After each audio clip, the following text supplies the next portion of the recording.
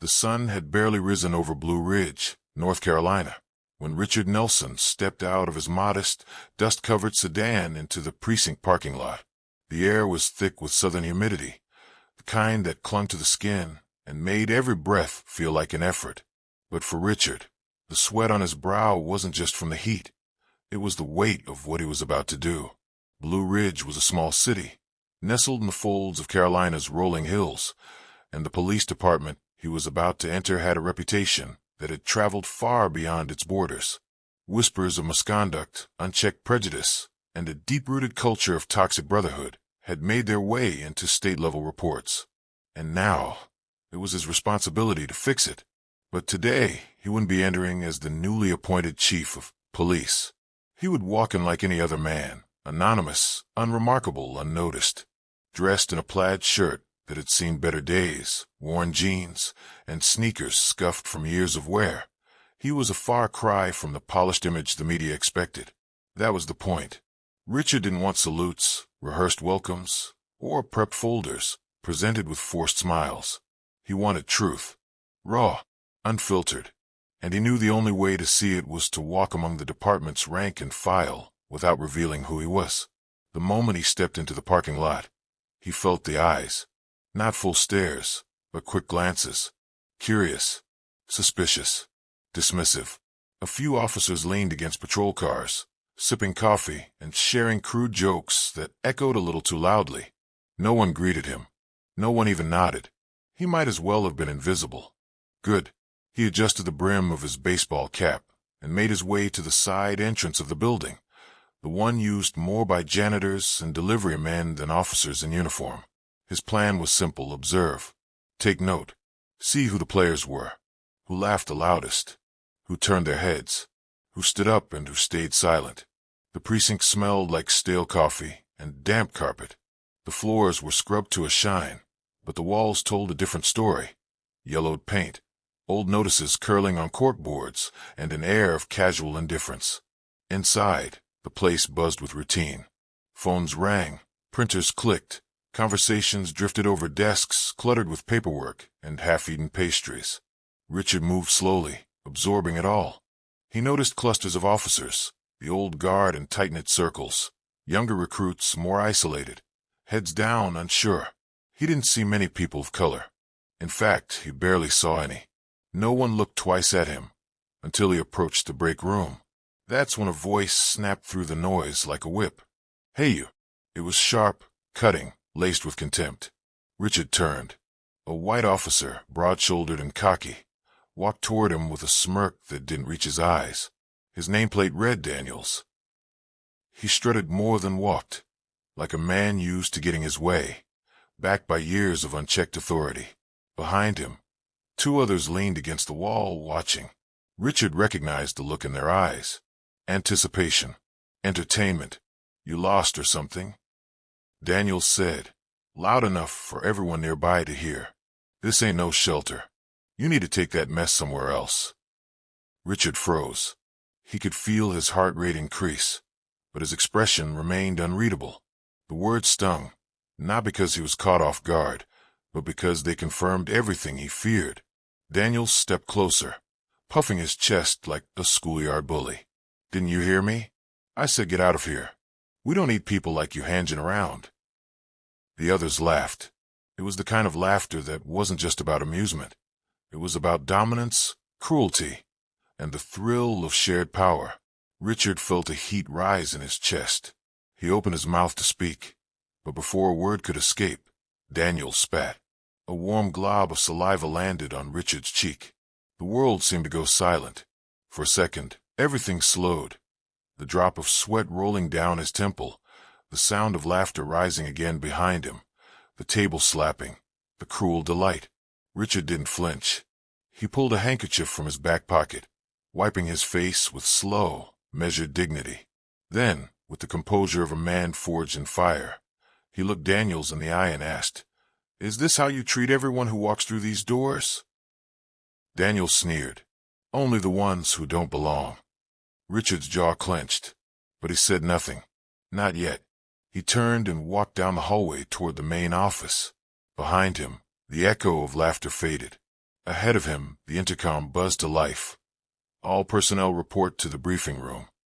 The stage was set.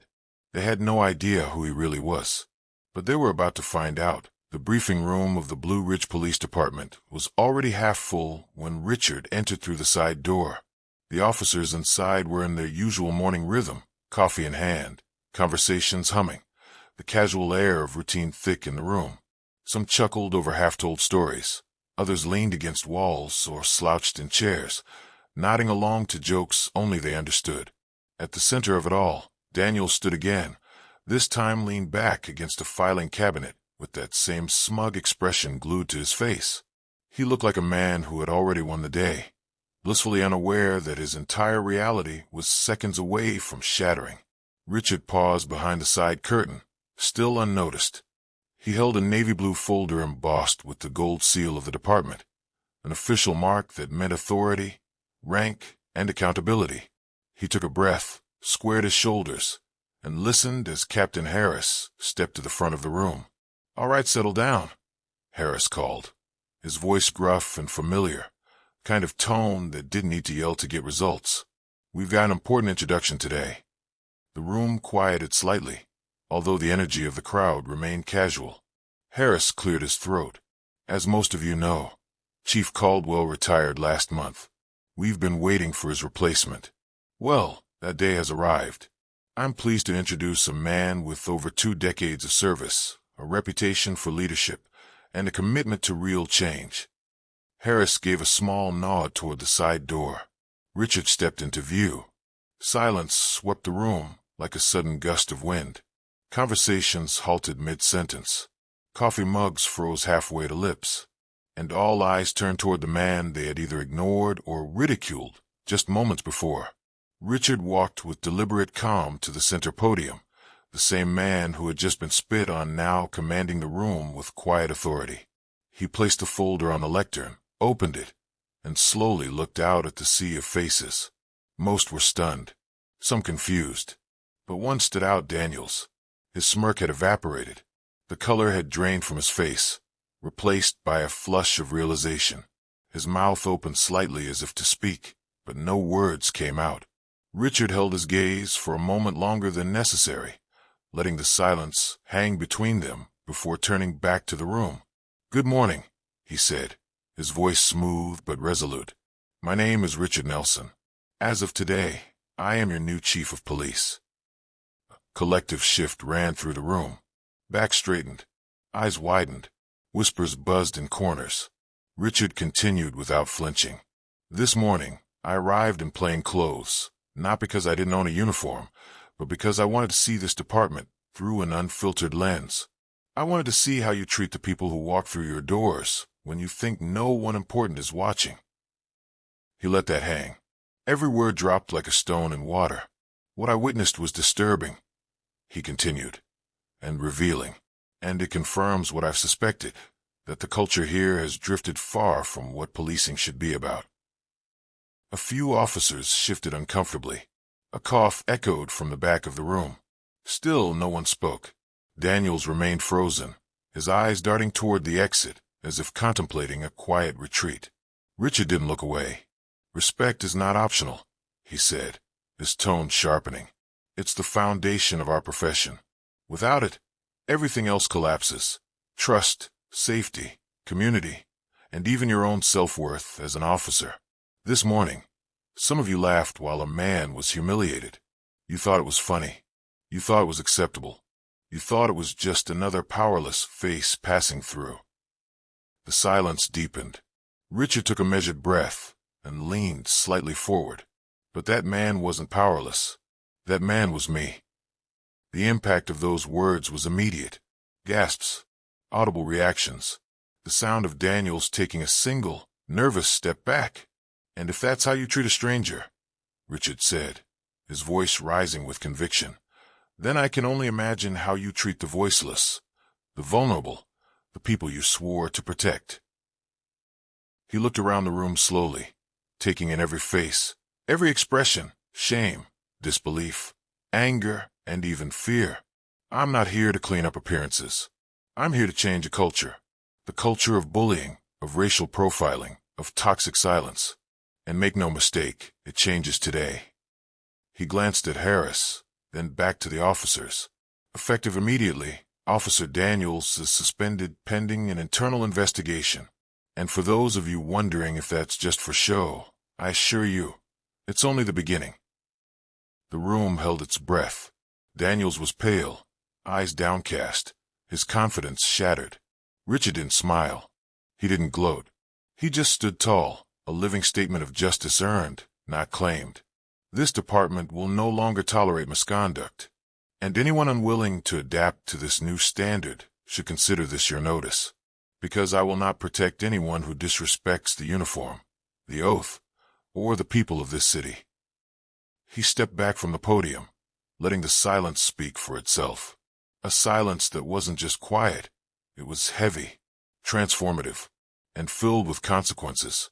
As the last syllables of Richard's declaration echoed through the room, the officers remained paralyzed in their seats, stunned by the sudden collapse of the hierarchy they thought they understood. Officer Daniels looked like a man gutted from the inside out, his hands fidgeting, his face drained of the smug defiance that had ruled his expression just moments earlier. The room had shifted, not just in silence, but in power. Richard had seized it without force, without rage, just by showing the truth. And now, every officer in that room had to face it. Richard didn't retreat from a podium. He took one deliberate step forward, his voice steady, but with an edge that no one could ignore. "Officer Daniels," he said, his tone flat but cutting. "When you spat in my face, you didn't just insult a man. You insulted this department. You insulted the uniform you wear. You disgraced the badge you swore to uphold. And worst of all, you made clear that you didn't care who I was because you assumed I didn't matter." Daniels flinched. "Chief, I didn't know. I didn't realize," he stammered, his voice small and hollow. "That's the problem," Richard snapped, cutting him off. "You didn't know because you didn't care to know. You assumed. You profiled. And you acted with cruelty not because you were provoked, but because you thought you could get away with it." His eyes didn't leave Daniels for even a second. That assumption, that people who look like me don't belong, that their threats are garbage or something less than you, is why this department is broken. The words hung in the air, undeniable and sharp. Daniels' mouth opened again, but this time no words came out. He lowered his head. Around the room, the other officers shifted uneasily. Some looked at Daniels with pity, others with disgust, but most looked inward, hearing the weight of their own silence echo back at them. Richard turned from Daniels to address them all. This wasn't one man's mistake. This was a reflection of a culture that has been allowed to fester, to rot, unchecked. A culture where disrespect is passed off as humor, where racism hides behind sarcasm, where silence is loyalty and truth is a threat. His tone grew sharper, his words measured like a scalpel. That culture dies today. His gaze swept the room like a floodlight. If you laughed this morning, you're part of the problem. If you watched and said nothing, you're part of the problem. If you've ever stayed silent while your colleague mistreated someone, or used your badge as a weapon instead of a shield, you are part of the problem. The gravity of those words pressed down on the room like a storm. No one looked at each other. They didn't have to. Each one knew where they stood. Richard returned to the podium and set his hands on either side, anchoring himself. "I know change isn't easy," he said, his voice calmer but no less resolute. "I know it threatens the way some of you have operated for years, but I didn't come here to preserve the past. I came to build a future, and if that future scares you, then you need to ask yourself why." He took a slow breath. "This department will not continue as it has. I will not let it. The community we serve deserves better, and so do the officers in this room who came here to make a difference, but have been forced to choose between silence and survival. That ends now." He stepped down from the platform and walked slowly toward the center of the room.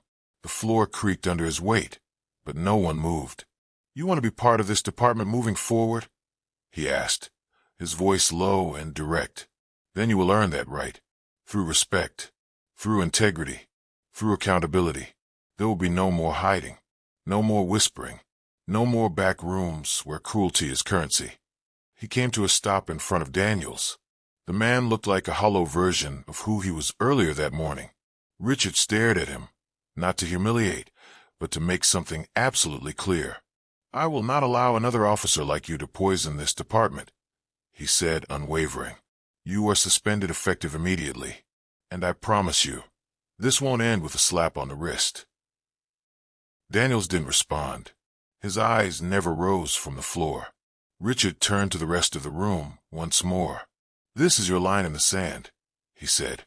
"You cross it with me, or you get left behind, because I will not drag anyone into justice. You'll walk into it yourself, or walk out of this building for good." With that, he walked back toward the exit, every step leaving behind a silence that felt heavier than any explosion. Change wasn't just coming. It had arrived, and no one in that room would ever forget the moment it walked in wearing scuffed sneakers and dignity in its stride. The hours following Richard's briefing felt like a reckoning that echoed down every corridor of the Blue Ridge Police Department. No one spoke openly about it, but the air inside the building had changed. It was heavier now, charged with discomfort, uncertainty, and the undeniable tension of accountability finally arriving. Officers who once strutted with unearned confidence now moved cautiously, watching their words, second-guessing their glances. The laughter that once rang from the break room had gone silent, and even the most trivial conversations now carried an undercurrent of restraint. Richard returned to his office without ceremony, shutting the door gently behind him as he exhaled the tension he had held in his chest all morning. The adrenaline was still pumping through his veins, but he didn't allow himself to linger in the high of the moment. There was no victory to savor. What had happened wasn't justice served, it was justice begun. He sat at his desk, flipping open a notepad already half-filled with observations, names, and patterns he had picked up during his brief undercover entrance. His phone buzzed, and when he picked it up, Captain Harris's voice greeted him with uncharacteristic hesitation. "Chief, just wanted to say you handled that better than most would have," Harris said, clearly still processing what he had witnessed. "Thank you, Captain," Richard replied calmly, "but we've only just started. I need Daniel's full personnel file on my desk by morning. Every complaint, every internal memo, anything that's been swept under the rug." Harris was quiet for a beat before saying, "You got it, Chief." Then, hesitantly, "I think you shook a few of them today, in a good way." Richard hung up the phone and leaned back in his chair, staring at the ceiling. He had spent his entire career preparing for moments like this, moments that demanded courage without fury, composure without compromise. Yet even with all his experience, he knew the road ahead would be brutal. Change never came cleanly, especially in a place like Blue Ridge, where toxicity had become tradition. Over the next few days, ripples turned into waves. Daniel's suspension became the talk of the precinct. Not because he was gone, few seemed eager to defend him, but because someone had finally drawn the line. Officers who once followed his lead began to distance themselves, their loyalty crumbling under the weight of exposure. Richard made it a point to walk the halls himself, not as a chief behind a desk, but as a visible reminder of the new standard. He greeted every officer by name when he could. Some responded stiffly, others avoided his gaze altogether, but few nodded back with something unfamiliar in their eyes. Maybe guilt, maybe relief. One afternoon, Officer Reyes, a young Latina recruit who had mostly kept to herself, approached Richard while he was reviewing case files in the bullpen. "Chief," she began, her voice shaky but determined, "I need to tell you something." Richard looked up and gave her his full attention. "Go ahead." She hesitated before continuing. "I saw what Daniels did to you. I saw it all, and I didn't say anything. I didn't laugh, but I didn't stop it either. I've been keeping my head down for months. The things they say about people like me, the way they joke about the community, I didn't know how to speak up without becoming their next target." Richard nodded slowly, recognizing the conflict in her voice. "I want to do better," she added, her voice cracking slightly. "I want to be better." Richard stood and placed a hand on her shoulder, firm, reassuring. "That's all I ask," he said. "It starts with one voice. Yours matters more than you think. Their exchange was brief, but it lit a spark. Officers like Reyes had been waiting for someone to say what they couldn't, to lead where they feared to step. But not everyone welcomed the change. Daniels filed a formal appeal within 48 hours, citing bias and unfair treatment. His statement was riddled with justifications, claims that Richard had entrapped him, that it had all been some kind of political maneuver. Richard read the appeal once, then placed it face down on his desk without emotion. By the end of the week, the department's internal review of Daniel's history was complete. It was worse than Richard had anticipated. Multiple complaints had been filed against him over the years: excessive force, verbal harassment, racially charged remarks during traffic stops. But none had resulted in real discipline. Most had been labeled inconclusive or resolved informally. The paper trail was clear. Daniels had been protected by a system built to defend itself. That system had ended the moment Richard walked through those doors. The appeal was denied, and with it a message was sent, loud and irreversible. The age of silence was over, and now every officer knew it. The days turned into weeks, and slowly but unmistakably, the Blue Ridge Police Department began to shift. The change wasn't explosive, it was incremental, often quiet, but it was undeniable. The precinct that once echoed with casual mockery, unchecked arrogance, and whispered prejudice was evolving into something unfamiliar and, to some, uncomfortable. Richard Nelson, true to his word, was not a leader who ruled from an office chair. He made his rounds through every hallway, greeted every officer he passed, and listened when people spoke, not just to respond, but to understand. His presence was consistent and unwavering, a daily reminder that accountability wasn't a one-time spectacle, but a permanent foundation. Officers who once mimicked Daniel's bravado now lowered their voices in his presence. Some avoided eye contact altogether, while others, surprisingly, began to open up. It wasn't easy. There were growing pains. Conversations about racial bias and ethical policing were met with skepticism by some, defensiveness by others. But Richard pushed forward. He brought in external facilitators to lead workshops, not as punishment, but as education.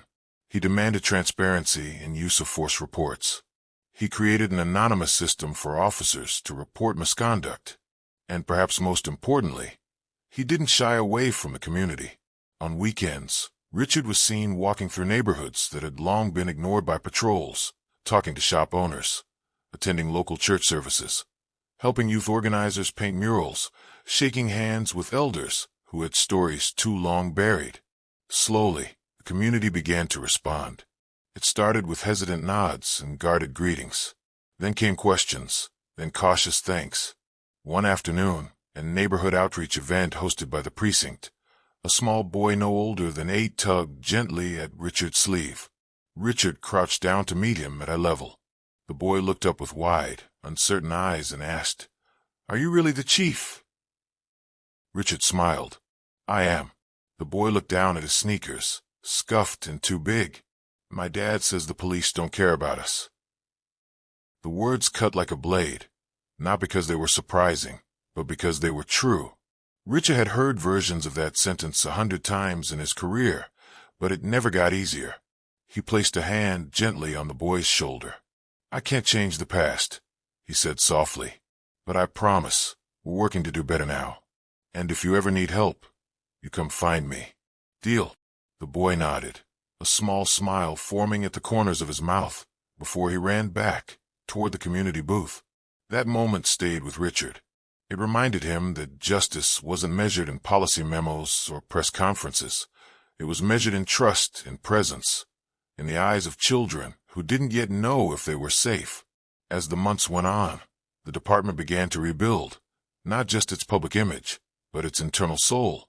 Officers who couldn't adjust to the new culture quietly transferred out. They were replaced by fresh recruits who were carefully vetted, not just for their skills, but for their values. Richard sat on every interview panel, looked each candidate in the eye, and asked them one question: "Why do you want to wear this badge?" The answers mattered more than the resumes. Inside the department, Officer Reyes, once silent and fearful, emerged as a leader among the younger officers. She began mentoring new hires, helping them navigate the complexities of real-world policing with compassion and strength. Richard watched her flourish with quiet pride. Meanwhile, Daniel's name became a cautionary tale, spoken less and less as the precinct moved forward. By the end of Richard's first year, the precinct was not perfect, but it was fundamentally different. Complaints from civilians had dropped. Community events were better attended. Internal morale had improved, not from forced compliance, but from a shared sense that something better was possible. One evening, as officers clocked out for their shifts, Richard stood at the end of the main hallway, watching them file out. The air was different now, lighter. The laughter he heard was no longer cruel or exclusive, but genuine, respectful. It didn't sting. It uplifted. And in that moment, Richard felt something rare in a place once poisoned by silence. He felt hope. He knew challenges would return, resistance would rise, and that culture change was not a line to cross, but a battle to maintain every day. But for the first time, he knew they weren't walking backward. They were moving forward together. And that made every bruise, every insult, every confrontation worth it. Change hadn't come easy, but it had come, and it would stay, because he would make sure it did.